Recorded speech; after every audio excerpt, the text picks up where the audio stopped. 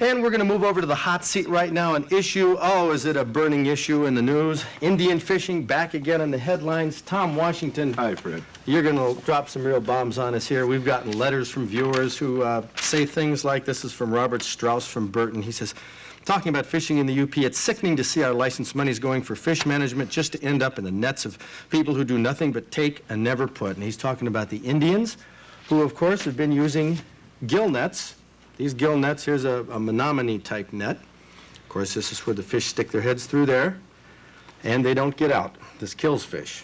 That's right. And only the Indians can use gill nets. That's correct. Since 1974, only Indians can use gill nets, except in some special permit cases. Okay, and we'll flip open here to the latest issue of Michigan Out of Doors. Here you have a little article in here. Indians set their own fishing rules, and here are the ceded waters. These waters here were granted to the Indians in 1837, according to a treaty that was made. Now, what's the current status? The Indians have unlimited rights right now? They have unlimited rights in all of these waters. You'll notice The that's... dark ones here. Yes, that's just about everything east of Marquette and Lake Superior, north of Alpena and Lake Huron, and north of Grand Haven and Lake Michigan. That's about 60% of all the water that the state of Michigan has. And Judge Fox has just ruled that Indians can take what, walleye, salmon? Yes, he's expanded their opportunities, and now this year they will be able to take salmon, they will be able to take walleyes in these waters. They've been taking, as you know, lake trout, whitefish, and other species. Okay, now let's get down to it. Tom, let's get down to what's been making the headlines. You came out a few days ago, at the end of last week, with a proposal for the Natural Resources Commission, the DNR, to do what? Well, we'd like them to stop spending licensed dollars in those waters. It just does not make any sense to us for the sportsmen of this state, for the licensed fishermen of this state, to be putting up millions of dollars annually for the Indians to take out of the lake. Okay, how much money are we talking about, and what is it going for? Something in excess of $2 million a year is spent by the department in managing and stocking the waters that you've just shown. Okay, they're stocking lake trout, stocking salmon, steelhead, salmon. Steelhead, brown trout, so forth. And you feel that most of these, or many of these, are being taken out by the Indians using the gill nets? Well, we know in specific areas that the Indians have totally decimated the populations of lake trout in particular, in Grand Traverse Bay, Little Traverse Bay, the Straits of Mackinac, Whitefish Bay, in those waters. And of course, wherever they're allowed to fish unregulated, they're going to decimate the fishery. Now, that's going to be carried into walleyes, which are just coming back in Bay de Noc and the Upper Peninsula, salmon everywhere they'll be able to take.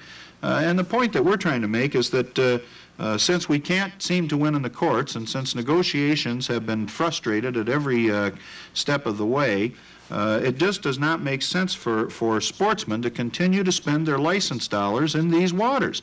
We've got a lot of other water in this state, almost all of Lake Huron, southern Lake Michigan, our inland fishery, thousands of inland lakes and streams, which these dollars could be spent in, where the people that are putting up the money could get some advantage from it.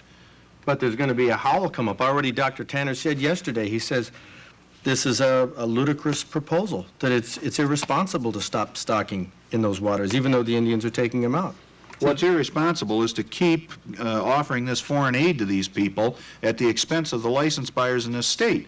Now, if the state of Michigan wants to take care of these people on the social welfare roll through fishing, then let them do it from the general fund, not out of the Fish and Game Protection Fund and not out of the licensed dollars. It's not an obligation of only the sport fishermen in this state. It's an obligation of the general public. That's what the court has determined. So let the money come from there then. That's the thing. And sportsmen have traditionally had their money siphoned off into one area or another. We have this problem with hunting license monies also. And we're just tired of it, very frankly, Fred, and now is the time to put a stop to it, because we're not making any headway through the negotiating avenue. Well, you know the DNR is going to say no.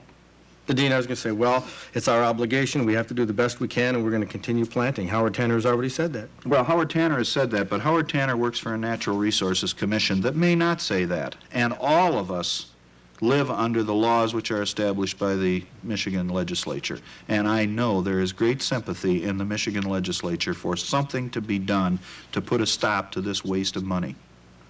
Whoa, strong words from Tom Washington, Executive Director of Michigan United Conservation Clubs. Obviously, Tom, you're going to be taking this battle to the commission, to the legislature. What do you folks think about that? What do you sportsmen think about that? Do you feel that Tom Washington is right? We should cease putting the money in. Write to us, Michigan Outdoors, Box 1, East Lansing, 48823. Register your opinion, and we will pass it on. Thank you very much.